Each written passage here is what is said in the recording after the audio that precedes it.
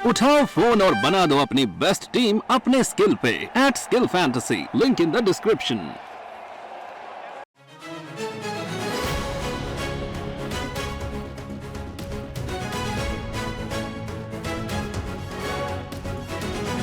ચૂંટણી આવી અને નેતાઓના બફાટ લાવી ન જાણે કેમ, પરંતુ પોતાના પક્ષને મોટા દેખાડવાની લહેરમાં નેતાઓ મન ફાવે તેમ બોલવા લાગ્યા છે.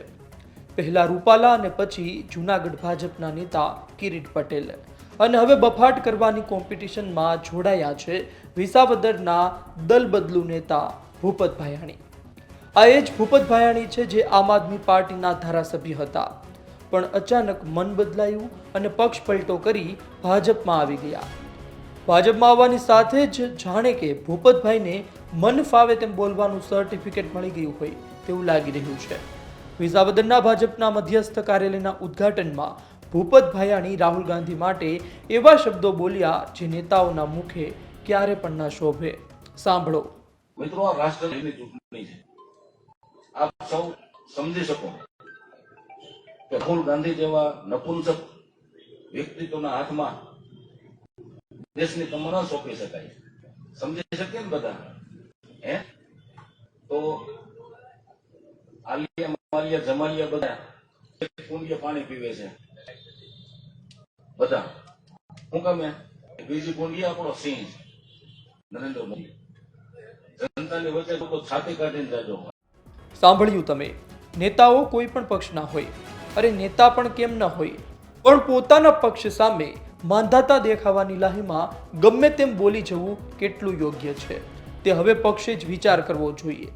રહી વાત બફાટની, તો ભૂપતભાઈના વિવાદિત વેણ બાદ કાળા તાપમાં વિરોધનો પારો પણ ચડ્યો છે, અને એટલે જ ભૂપતભાઈ બચાવની મુદ્રામાં ઉતરી ચૂક્યા છે. તાબડતોડ માફી માંગી અને પોતાની જ વાતને જુમલો કહી દીધો છે. હતો ત્યારે થઈ જ્યારે ભૂપતભાઈ માફી માંગતા માંગતા સોનિયા ગાંધીના PM મોદીના નિવેદન સુધી પહોંચી ગયા. ગઈકાલના અમારા મધ્યસ્થ કાર્યાલયના ઉદ્ઘાટન પ્રસંગે મારા પ્રવચનમાં રાહુલજી વિશે મેં ચૂંટણીલક્ષી વાત કરેલ હતી. એ માત્ર ને માત્ર ચૂંટણીલક્ષી જુમલો હતો.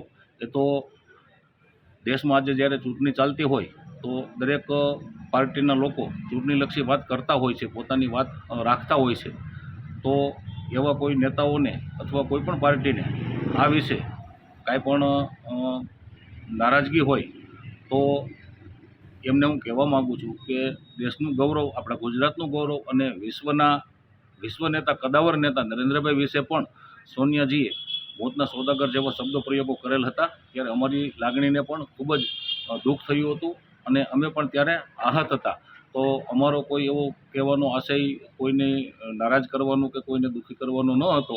માત્ર ને માત્ર દેશની જનતા નરેન્દ્રભાઈની સરખામણી અન્ય કોઈ નેતા સાથે ન કરી શકે અને નરેન્દ્રભાઈની સરખામણી અન્ય કોઈ નેતા સાથે બિલકુલ હરગીજ ન થઈ શકે. નરેન્દ્રભાઈનું વ્યક્તિત્વ જ એવડું મોટું વ્યક્તિત્વ છે અને એવા સબળ અને સક્ષમ નેતૃત્વને જ આપણે દેશનું સુકાન સોંપી શકીએ. બસ એટલો જ મારો કહેવાનો આશય હતો. વંદે માતરમ.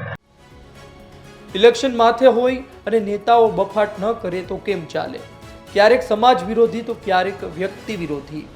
સીમા તો ત્યારે ઓળંગાય છે જ્યારે ભૂપતભાઈ જેવા નેતાઓ કાર્યકર્તાઓ સમક્ષ સારા થવા માટે હદ પાર કરી બેસે છે. આ સમગ્ર વિવાદમાં કોંગ્રેસ પણ સામે આવી હતી અને કોંગ્રેસના પ્રવક્તા હેમાંગ રાવલે ટ્વીટ કરી ભૂપત ભાયાણીને જવાબ આપ્યો હતો. આ બાબતે કોંગ્રેસે શું કહ્યું સાંભળો. નવા ભારતીય જનતા પાર્ટીમાં જોડાયેલા એવા અમારી સાથી પાર્ટી આમ આદમી પાર્ટીના ગદ્દાર એવા ભૂપત ભાયાણી આજે પોતાની માનસિક સંતુલન ગુમાવીને જનનાયક રાહુલ ગાંધીજી માટે જે નિમ્ન કક્ષાના શબ્દોનો પ્રયોગ કર્યો છે, એ વિસાવદરની જનતા હોય કે ગુજરાતની કે ભારત દેશની જનતા કે કોંગ્રેસ પાર્ટીનો કોઈ પણ કાર્યકર્તા ક્યારે પણ સાખી નહીં લે. આ એ જ ભૂપત ભાયાણી છે કે જેમને વિસાવદરની જનતા સાથે ગદ્દારી કરીને, આમ આદમી પાર્ટી સાથે ગદ્દારી કરીને, ભારતીય જનતા પાર્ટીની લાલચમાં આવીને ભારતીય જનતા પાર્ટીનો જ્યારે ખેસ ધારણ કર્યો હોય ત્યારે સમજી શકાય છે કે જે પાર્ટીની ભૂતકાળ જ રહ્યો છે નિમ્ન કક્ષાના વાણી વિલાસનો.